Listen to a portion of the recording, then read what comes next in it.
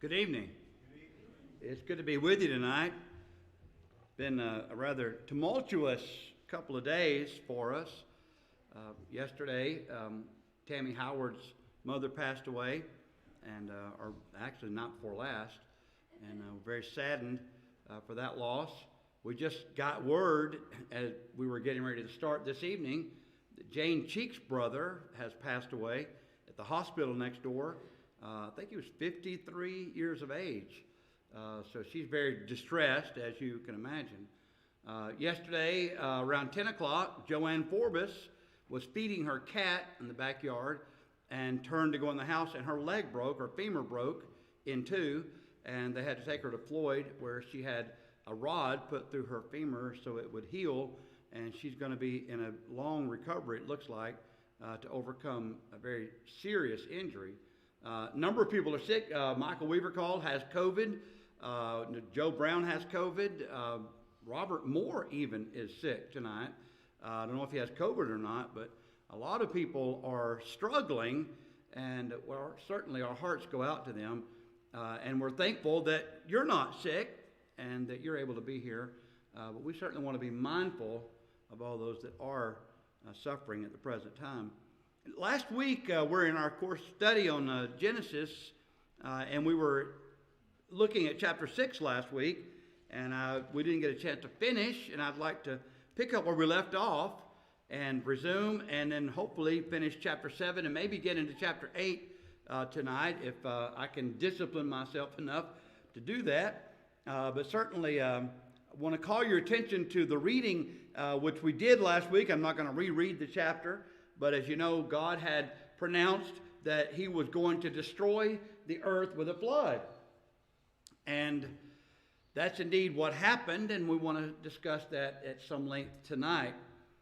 One of the things I mentioned last Wednesday night was when we're speaking of God, it's just as appropriate to use the term love, because John the Apostle did say that God is love.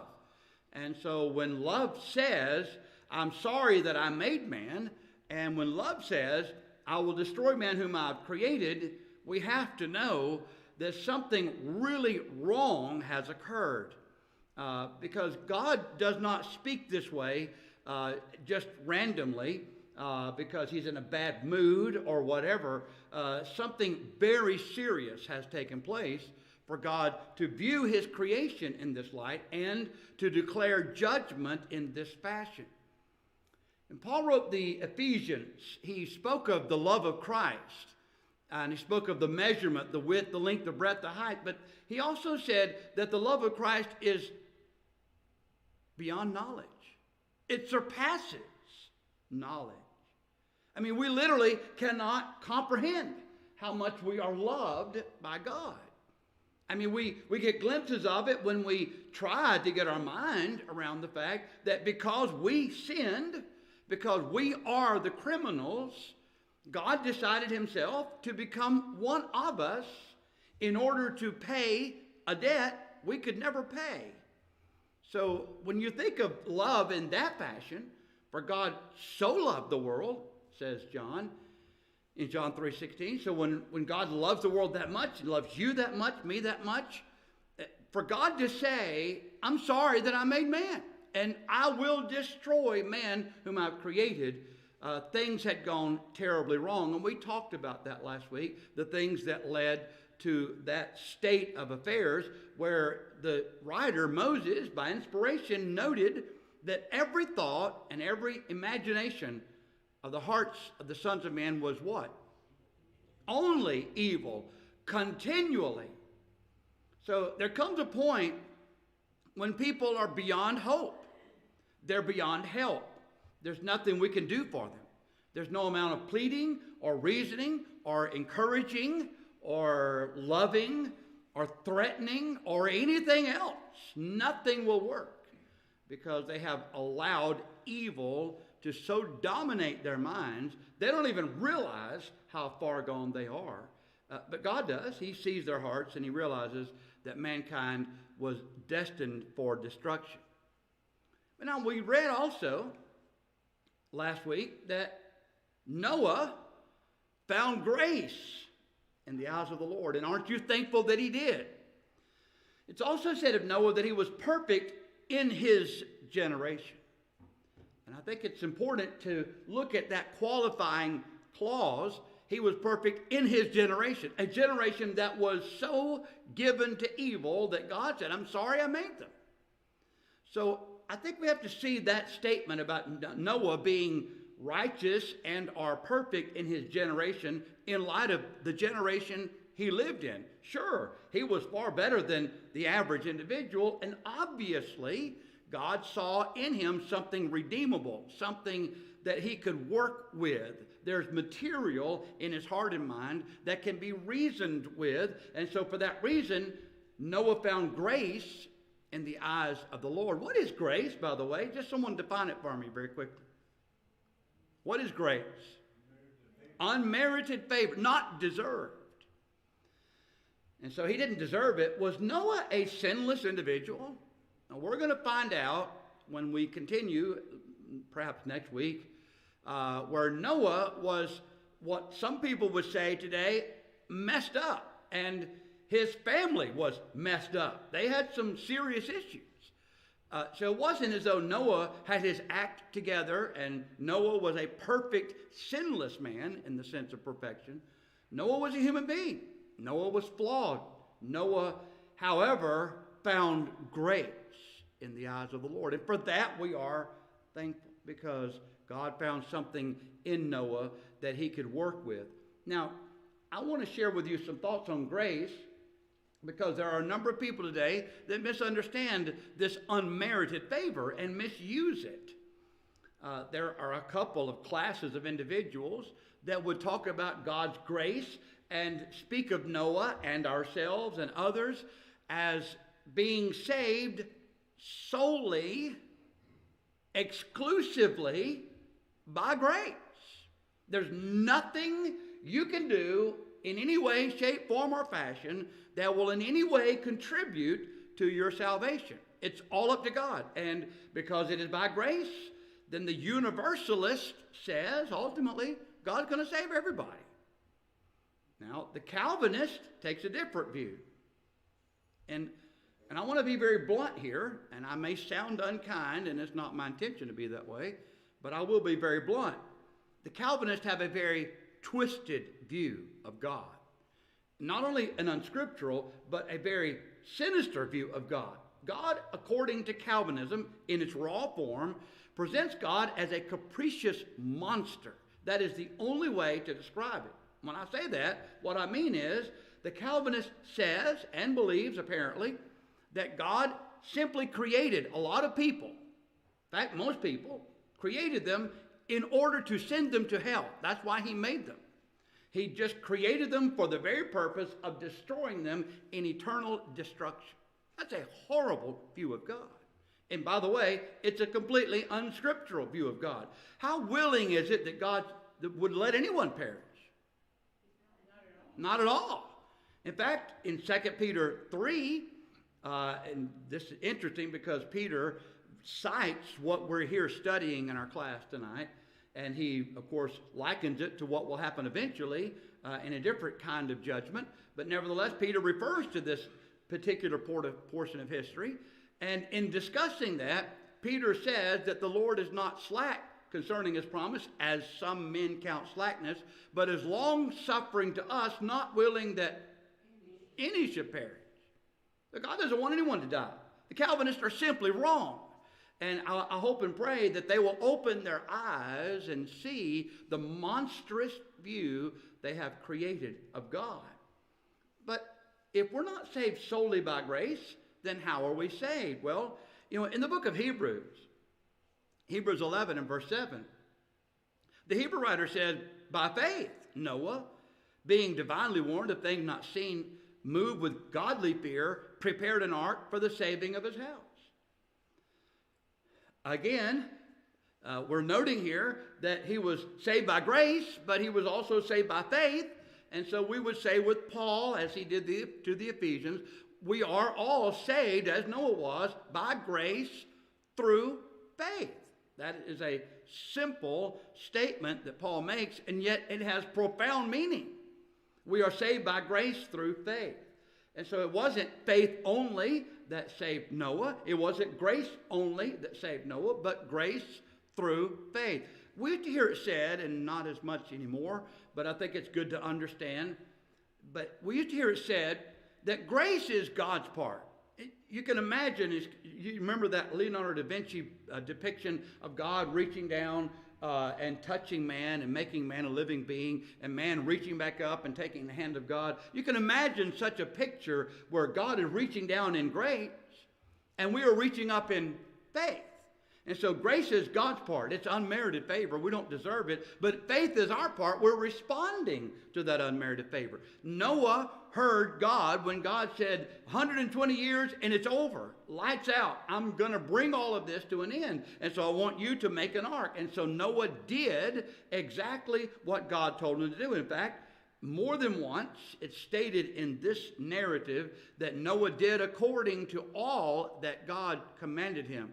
So when it says in the Hebrew letter, Hebrews 11 verse 7, by faith Noah moved with fear, it means simply Noah did what God told him to do. Noah obeyed God. Now, does that mean Noah was a sinless man? No. Does that mean that Noah had no flaws? No. It means that when God told Noah to build an ark, he did. He simply did what God told him to do. The same is true for us. God tells us to do certain things, and we do those things. The doing of those things does not earn or merit salvation. By the way, I want to say this for the record. I'm sure some will be listening to this in the future, and if they're not listening now, I have not, in my limited experience, but I have yet to encounter a single human being that ever said anything that suggested they think they can earn their salvation. I don't know that such a human being exists. Yet, when you listen to some people talk about it and discuss this very subject, you think that there are a lot of people that they're trying to earn their way to heaven. I just don't.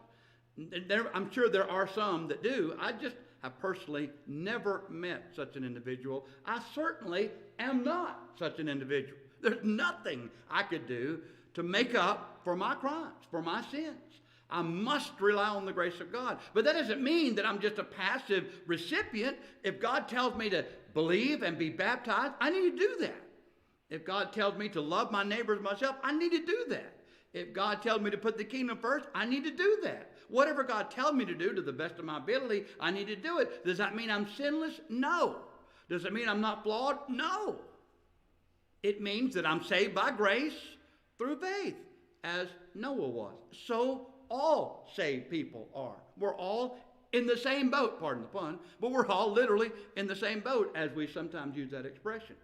We're all depending upon the same basis. Now, I want to take a moment tonight to do something we don't ordinarily do. At least we haven't been doing it, and maybe my fault as much as anyone else's. But again, these are some ideas and concepts that used to be talked about and preached about far more often than they are now. But when we talk about building the ark or making the ark, as the New King James uses that expression, make an ark of gopher wood, I think it's interesting that we notice some things about Noah fulfilling these commands. And in doing so, note the difference between specific and general commands. And if you've never heard this discussed before, I hope you'll maybe take some mental notes if you're not going to write it down. But this is very simple stuff that we all use every day. This is not a novel concept. It's not something that's unique to Scripture. It's not unique to God. It's a concept that we use every day of our lives. For example, if I come in from the house, from the outdoors, and come in the house, and I say to Regina, "I'm really hungry. Could you make me something to eat?" What sort of request is that? Probably one that will get me in trouble. But other than that, what sort of request? It's a general command. I'm just general request. I'm just saying, hey, would you make me something? I'm hungry. I just need something to eat. She's at liberty then to make whatever she wants to make. And so that's what she makes. On the other hand, If I come in and I say, hey, Regina, would you put on a roast and put some of that, gravy stuff together and maybe make some rice and some of those homemade biscuits you make so well? Would you make some of those for me? Now, what kind of request is that? Pretty specific, isn't it? And hopefully she would do that without throwing too many things in my direction, but hopefully that's what she would do because I specifically requested it. I mean, you understand that. You operate that way every day of your life. You don't think about it, but you do. I don't always think about it, but I do. And so does God. Sometimes God will say something generally he expects us to do without giving any specific, this way or that way kind of commands. Sometimes he's very specific in what he tells us to do. And I want to share with you why this is important. God said, make an ark. You ever seen pictures of Noah? Depictions, of course. There were no Polaroids then. They didn't survive the flood anyway. But have you ever seen pictures depicted of Noah and his 3 sons building the ark? Where were the wives? I always wondered that. Well, why were the wives not doing something? They could have helped, couldn't they? I mean, these are women that lived to be hundreds of years old, yeah? Oh, they were cooking the whole time, making roast and rice. Okay, fine. But at least we could put them in the picture, right? They're cooking, doing something, taking out the laundry. But we say it was Noah and his 3 sons. I mean, that's probably true, but there might have been some illegal aliens in his community that, needed work, and he could hire them, without paying too much. And so when God said, make an ark, did he say, with your 3 sons? He didn't say that. He just said, make an ark. So he could have employed as many illegal aliens as he wanted to because he wants to save money because they're going to die anyhow. So he's just going to save money, right? So I don't know. Maybe Noah could have. When God said, make an ark, did he say, use an axe? No. Did he say use a hammer? No. Did he say use a chainsaw? No. A ruler, a yardstick? No. So could Noah use any of those things? Sure. Whatever tool he needed to get the job done, he was at liberty to use because God did not specify how or the manner in which you do the building or the construction. On the other hand, God did say, make an ark of gopher wood, and I'm not going to go into a discussion. I can't keep up with the different kind of trees in the southeast United States. I'm not going to get into gopher wood. I know that it was apparently a hardy wood that could, withstand water and that sort of thing. So God certainly would have Noah build the ark of gopher wood. But again, when God said, make an ark of gopher wood, what would that say of pine? But God didn't say don't use pine. He didn't say don't use oak. He didn't say don't use cypress. He didn't say don't use poplar. He didn't say don't use all of these other trees. He just simply said make an ark of. Did he have to name all the other trees he didn't want him to use? No, because he was specific. And Noah understood that. It's simple lines of communication. So God was specific in saying that. Well, the same thing is true in another way. And I want to share some thoughts with you. From Matthew 28, Jesus came and told the apostle that all authority had been given unto him both in heaven and on earth. Go therefore and make disciples of all nations, baptizing them into the name of the Father and of the Son and of the Holy Ghost, teaching them to observe all things, whatever I've commanded you. Now that's what verse 20 says. Now, when Jesus said, teaching them to observe all things, did he say how to do it? He didn't say, teach them on YouTube. Now, had he done that, we'd have to wait till YouTube came around, and then we could start using YouTube to teach all things, whatever he commanded. But we didn't say use YouTube. He didn't say email. He didn't say write it down. He didn't say go and knock on their door. He didn't say ride in a car, ride on a camel, or run or swim. He didn't say any of those. He just said teach. So could you use, let's say, an age-appropriate Bible class arrangement like we do here at Villa Rica to fulfill this command of Jesus to teach all things? Could you, let's say, have a cradle class, a 2- and 3-year-old class, a first and second grade, however they're divided up? Could you have an adult class? Could you have a lady class, a men's class? Of course. Why would we think we're at liberty to do that? Because he did not specify how to do it. Use a microphone. Don't use a microphone. Teach in a building. Don't teach outside. He didn't say any of those things. So we can teach here, there, or wherever, because he didn't specify you have to teach this way or that way. But he did say, teach all things what? What I commanded you. So he was specific about what to teach, but not how to go about teaching it. By the way, Carol doesn't know it, but he's about to be very busy because I've got some ideas that I want to share with him about some recording that we're going to be doing. And I didn't have a chance to talk to you, so that's why I'm catching off guard now. But we're going to be working together, and you're going to be helping me. We're going to do short lessons that will be posted on YouTube and Facebook that he's going to help me with. And we're going to start doing that maybe on a weekly basis and on different topics, different subjects. But try to get some more of that Jesus taught us to do on YouTube and Facebook. Or we can do it here in Bible class. I'm doing it now. And it's not just here, but people are tuned in and listening as we're saying it live. And they'll see it recorded. Sometimes he'll take these and put them on our webpage. So there are any variety of ways to get what we're doing here, and there's nothing wrong with that, as long as we're teaching whatever he commanded. Now, if we're teaching something else, well, then we've stepped outside of our boundary, because he didn't say teach what you think or how you feel or any of the latest opinion polls. He said teach what I have instructed. So that's where we're limited.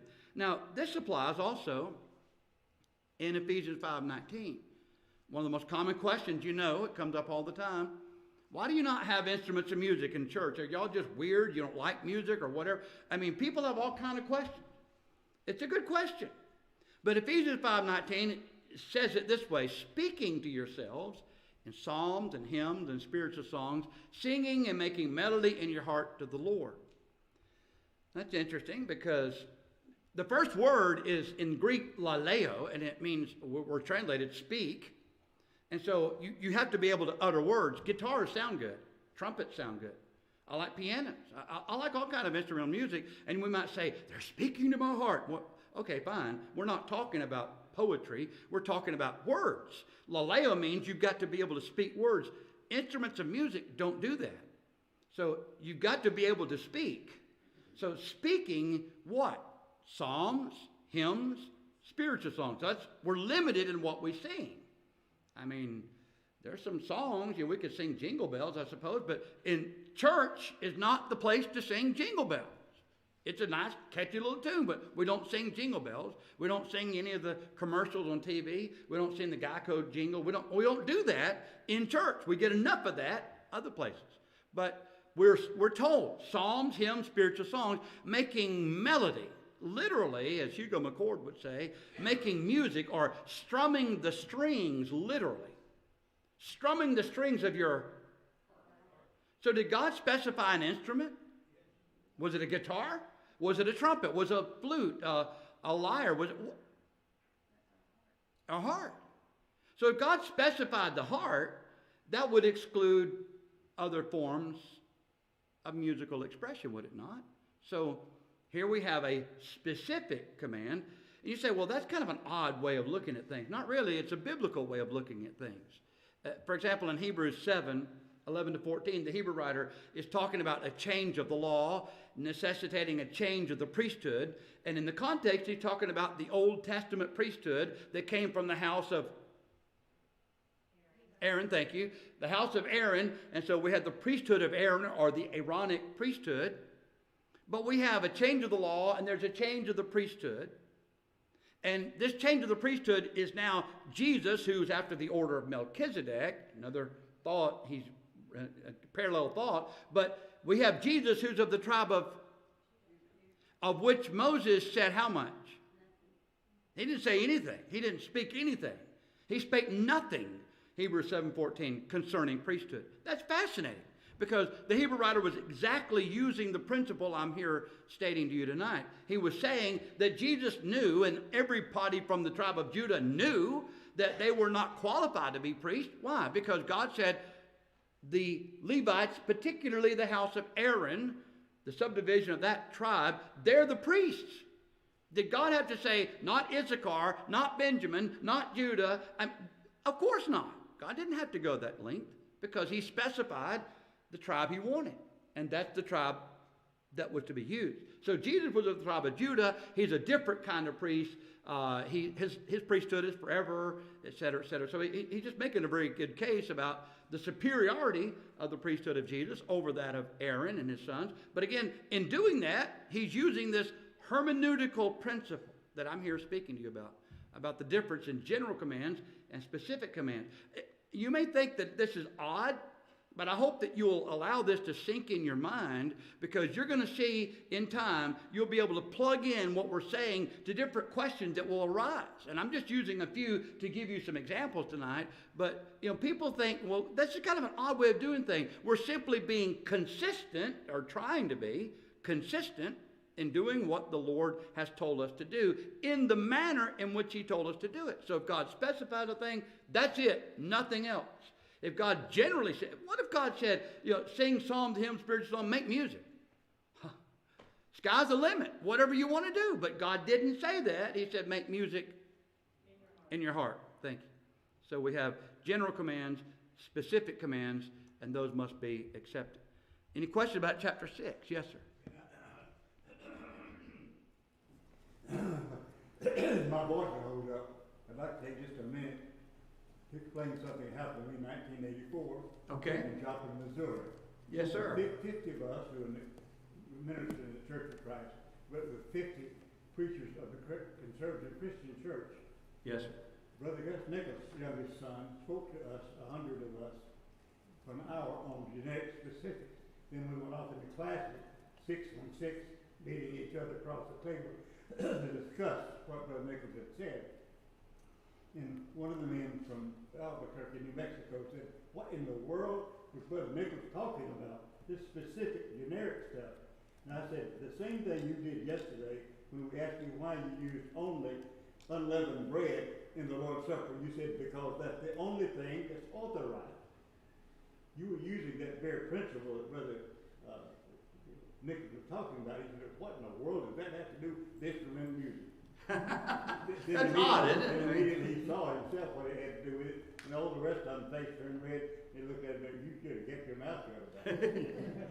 Well, that's sad. But again, it gets back to the question we mentioned last week about consistency, doesn't it? We're just being consistent. So if you would say, I mean, I like moon pies, okay, but moon pies have no place on the Lord's table. Why? Because God said use what? Unleavened bread. I mean, I like, well, some of you probably don't, but I like Coke, and not the regular kind. I like the kind with no sugar. I'm not talking about the diet. The diet stuff is horrible, and will give you cancer, and you'll die, and your hair will fall out or whatever. But Coke Zero, I mean, I'm addicted to it. I don't drink it, but like once or twice a week. But I love this. But it doesn't have any place up here. The fact that I like it, the fact that I see no problem, it has no place here. Why? Because he took the fruit of the vine. This is my blood, which is shed. He specified that. And our Christian church counterparts that see that, they're looking at that and they understand we don't use other things because he specified those things. Well, what's that got to do with instrumental music? Because he specified the music that he wants and the instrument to use in the operation of that musical expression. So I don't understand why they can't see that. But again, maybe it's because they've never thought about it, or maybe because they never had anyone take the time to get them to think about these matters. And that's why I'm taking the time to go through these things. I hope that you're not thinking I've lost my mind. I mean, you may think that anyway, but hopefully it's not for that reason. Now, chapter 7, let's just, I want to read the chapter very quickly, and then we'll make a few notes. The Lord said to Noah, come into the ark, you and all your household, because I have seen that you are righteous before me in this generation. You shall take with you 7 each of every clean animal, a male and his female, 2 each of animals that are unclean, a male and his female, also 7 each of birds of the air, male and female, to keep the species alive on the face of all the earth. For after 7 more days I will cause it to rain on the earth 40 days and 40 nights, and I will destroy from the face of the earth all living things that I have made. And Noah did according to all that the Lord commanded him. Noah was 600 years old when the floodwaters were on the earth. So Noah, with his sons, his wife, and his sons' wives, went into the ark because of the waters of the flood, of clean animals, of animals that are unclean, of birds, and of everything that creeps on the earth. 2 by 2 they went into the ark to Noah, male and female, as God had commanded Noah. And it came to pass after 7 days that the waters of the flood were on the earth. In the 600th year of Noah's life, in the 2nd month, the 17th day of the month, on that day, all the fountains of the great deep were broken up, and the windows of heaven were opened. And the rain was on the earth 40 days and 40 nights. On the very same day, Noah and Noah's sons, Shem, Ham, and Japheth, and Noah's wife and the 3 wives of his sons with them entered the ark. They and every beast after its kind, all cattle after their kind, every creeping thing that creeps on the earth after its kind, every bird after its kind, every bird of every sort. And they went into the ark to Noah, 2 by 2 of all flesh, in which is the breath of life. So those that entered, male and female of all flesh, went in as God had commanded him, and the Lord shut him in. Now the flood was on the face of the earth 40 days. The waters increased and lifted up the ark, and it rose high above the earth. The waters prevailed and greatly increased on the earth, and the ark moved about on the surface of the waters, and the waters prevailed exceedingly on the earth, and all the high hills under the whole heaven were covered. The waters prevailed 15 cubits upward, and the mountains were covered, and all flesh died that moved on the earth, birds and cattle and beasts, and every creeping thing that creeps on the earth, and every man. All in whose nostrils was the breath of the Spirit of life, all that was on the dry land died. So he destroyed all living things which were on the face of the ground, both man and cattle, creeping thing, and bird of the air. They were destroyed from the earth. Only Noah and those who were with him in the ark remained alive, and the waters prevailed on the earth 150 days. Now we're going to stop here. So we'll have time to make a few comments. I've often wondered about this. And we saw here when God instructed Noah, okay, it's time. In a week, I'm going to bring the flood, so get on the ark. And the way this is read and the way it's understood, and some scholars that know Hebrew, and I don't, have suggested that the language here allows for this, that what's really meant in all these phrases that are used about Noah on that same day and that week, etc., that it literally took about a week for all this to happen, to load the ark. It took a week. And on that final day, God shut the door. Now the question is, why? I mean, he had Noah build the ark. Noah built the door. Why did God shut it? Yeah, that's an interesting question, and I suppose we could only answer that by supposition, and we could suppose a lot of things. But is it possible that Noah had other children that were not on the ark with him? It's possible. He was 600 years old when this happened, so he'd been around a while, and it's not likely that he waited until he was 500 to just have 3 kids and that's it. I mean, maybe. I mean, that's all we know, and I'm not trying to say more than the scriptures say here. I'm just stating what would seem to be an obvious fact, that a man that lived that long probably had a lot of kids, and they had kids. He probably had several grandkids, even great-grandkids. I mean, he's old. We don't know anybody that's 600 years. I've never met anyone 600 years old. You could have great, a lot of kids. And you suppose, if that's true, maybe he waited till he was 500 to get married. I doubt it. But, I mean, we only know about these 3. Why? Because they got on the ark. They got on the ark. And their wives. Is it possible that Noah is standing there on the 7th day looking, hoping maybe another child of his would come get on the ark with them? I don't know. Maybe. You remember, we're going to see this later, but when you get to the account of Sodom and Gomorrah, as Lot and his wife were leaving, what did she do? She turned around and, why? Why did she look back? Well, because she had family there. I mean, can you imagine fleeing, knowing that fire and brimstone raining from heaven and your children are dying? How would you not look? Well, God told them don't look back, but she did. I wonder if maybe something, I'm just supposing, I'm not stating, I'm supposing, if that be the case. One thing I know for sure is that God had his own time for this to occur. He had told Noah earlier, 120 years, and I believe last week I was making the case, not sure that I convinced you, but that the 120 years was a reference to that's the deadline. That's how much time you got to build this boat, get on it, and save yourself. 120 years and it's over. Judgment Day is coming. And so he's telling him 120 years. Some have looked at it differently and understood it differently, but I believe that's what he's saying. I'm going to strive with man 120 years. How did he strive with man, by the way? Well, Noah was a preacher of righteousness. What do you think he spent 120 years doing? Just hammering nails? Well, he did that, but he preached to who? Probably his family. People that he cared deeply for. Who did he convince to get on the ark? 3 of his sons. That's all we know. And that's all he was able to save. And that's all that was saved. So, but again, the point is, God said, get on the ark in 7 days, I'm bringing a flood. God knew exactly when the flood was coming. God knows exactly when he will destroy this same earth with fire. He knows that.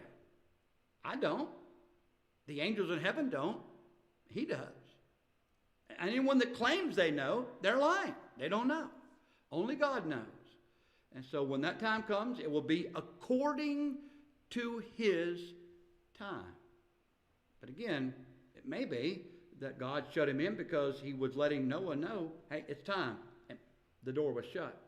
And how God did that? Did he dispatch an angel? Did he do it himself? Did he just miraculously make the door? I don't know. We're not told that. We'd have to guess that too. But it is interesting about God shutting the door. And sometimes God has to shut the door. Sometimes we're following a path. We're doing things in life.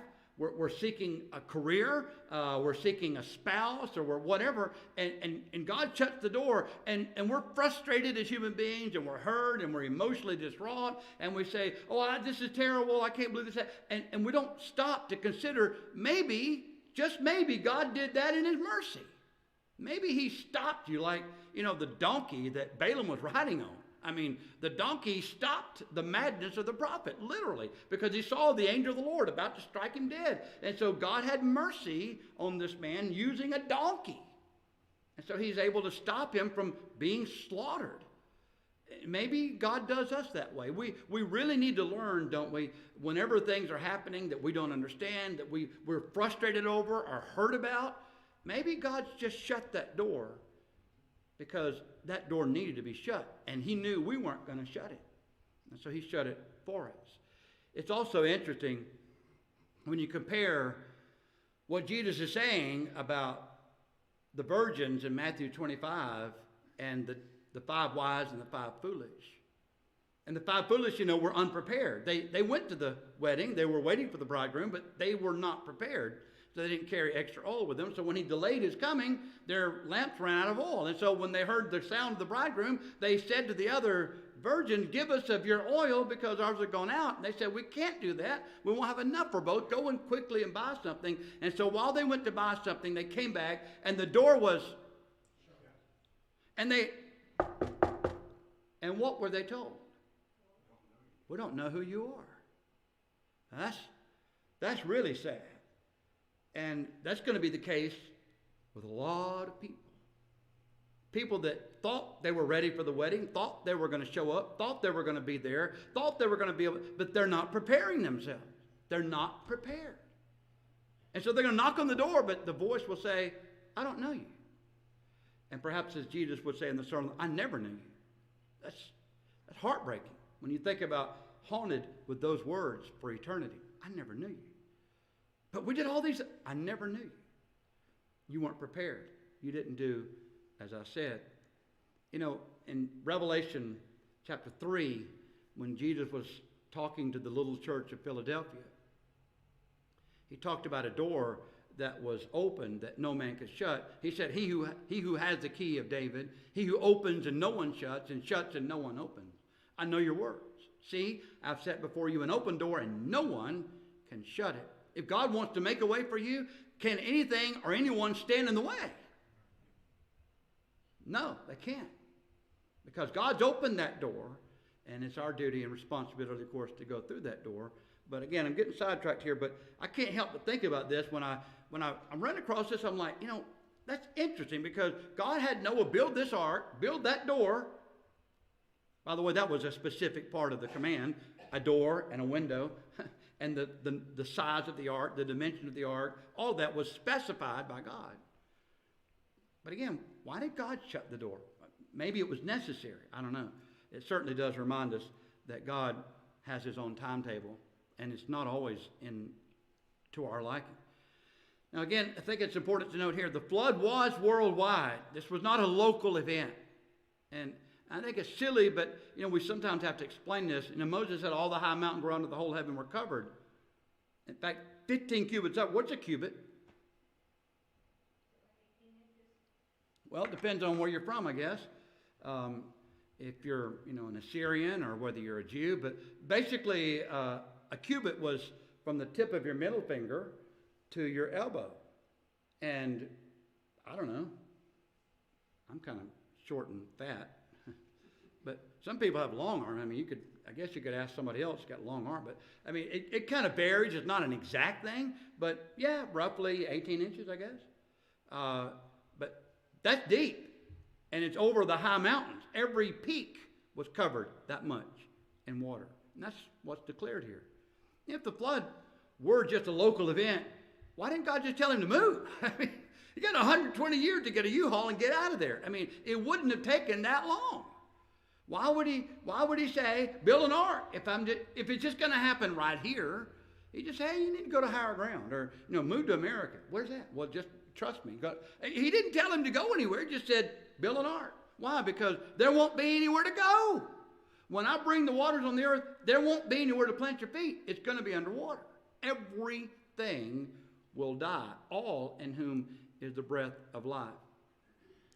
They were in the ark for over a year. If this were just a local event, it wouldn't take that long for the flood to subside.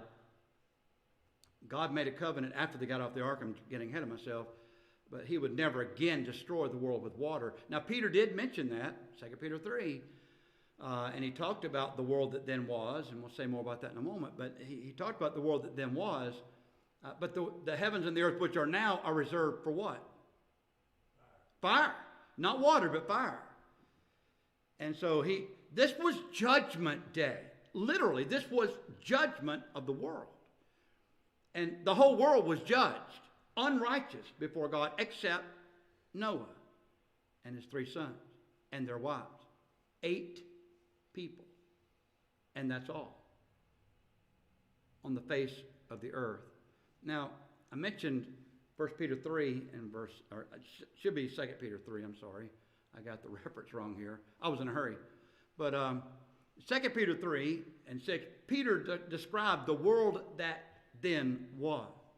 Talking about the world before the flood. The world was a different place. People will often ask, where did all that water come from? Before I go into a lot of that, have any of you been listening to these environmentalist people that are running around saying, if we don't stop driving our SUVs and burning fossil fuels, then all the polar ice caps are going to melt and we're going to be underwater? You heard anybody saying that recently? I have. Hear it all the time. Global warming, we're going to drown ourselves. But can you imagine if all those cubic miles of ice were to melt, what would happen to the landmass? Well, it would cover a lot of the landmass. But now, there's more than just that. There's also the waters of the great deep, water under the earth that burst forth. It's kind of an interesting expression in Hebrew. I'm not a Hebrew scholar, so I don't know what it means, but it perhaps suggests that the earth is literally shifting and reshaping itself. Have you ever seen that tectonic plate thing where they put all the continents back together in like one big landmass, and then over billions of years they've migrated this way and that way and all the other ways? They even got an animated thing NASA does where you can see that they're all over the place, all over the planet Earth.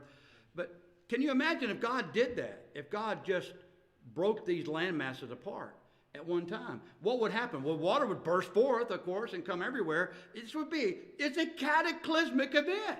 It was a judgment of the world. And so, yeah, a lot of things happened at the flood. But when you think about the world that then was, many have suggested, at least postulated, that the earth was covered with a thick, watery canopy. That's why they didn't have any rain. They didn't have meteorological events like lightning and hurricanes and tornadoes, the kind of unstable weather condition we deal with all the time, and we've just kind of grown accustomed to it. But before the flood, let's imagine a world where that didn't happen. You're in a greenhouse, literally. By the way, God likes the world warmer. Just saying, drive your SUV. But the warmer it is, maybe the better it is. But again, God wants the whole globe warmer than it is. And so you're North Pole or you're at the equator, you're roughly 70 degrees. That's cool. Literally and figuratively. It's cool. It's neat. But can you imagine living in a world where there's just this one temperature worldwide and it's covered with and if you had this watery vapor around the earth, think about the radiation from the sun. It can't damage you like it does now. But if that watery vapor suddenly collapsed, if the windows of heaven opened up, that water would come crashing down over 40 days. And then, of course, the meteorological events would start occurring. This was a major event. I'm just trying to get you to understand how there's plenty of water on this planet to cover every mountain. The Himalayas, I don't care where you are, many times over. So it's not a question of is there enough water. We know there is. And God used it, of course, to judge his people. I like sometimes the way theologians try to sound smart. They just sound kind of weird. Yeah, uniformitarianism. That's a weird term. What does it mean? Well, it kind of helps us understand fossils. I mean, when you think about fossils in the earth, how did fossils get here? Well, again, we're told over billions of years, an animal that died just laid there for billions of years while dirt covered it over. Have you ever seen an animal I had a possum run over in front of my house day before yesterday, still there. I'm wondering when Adam's going to get it, but there's a possum laying there. And I saw birds pecking on it. I don't know how long it's going to take for the local fox to come get it, or I don't know, somebody, but that carcass isn't going to be there long. And if it is, it'll just, you've seen that, it's gross, but I mean, there are deer and possum all over Center Point Road, and other creatures, armadillo. Maybe they're everywhere, but they don't stay. Billions of years, they're going to just stay there until they're covered. That's absurd. But now, if something covered them quickly and encased them in dirt or mud, well, then you'd probably be able to come back many years later, dig it up. Hey, look, that's a cool creature. What was it? I don't know. Well, let's imagine a world that was ruled by dinosaurs. That's where they go with this. But again, this matter with Noah and the flood answers that question of uniformitarianism. So, again, it's just a big word. It means everything remains the same. Again, Peter used that same thinking in 2 Peter 3 about the scoffers coming in the last days. All things continue as they were. Nothing's changed. But that's not true. There have been many cataclysmic events, especially this one, that have very much altered the earth. And so it's absurd and silly to reason that things continue just as they were. Any questions or comments before we're totally invaded? Thank y'all for not interrupting me at least. I didn't see anybody fall asleep either.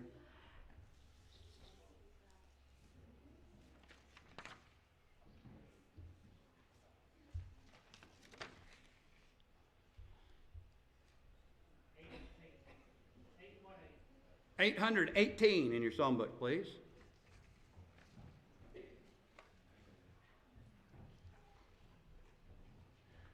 We want to express our sympathy again to the family of Tammy Howard, passing of her mother, Charlotte Borden. She passed away Monday evening.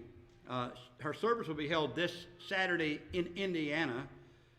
So please remember the Howards as they travel and go through this. Jane Cheek lost her brother unexpectedly today.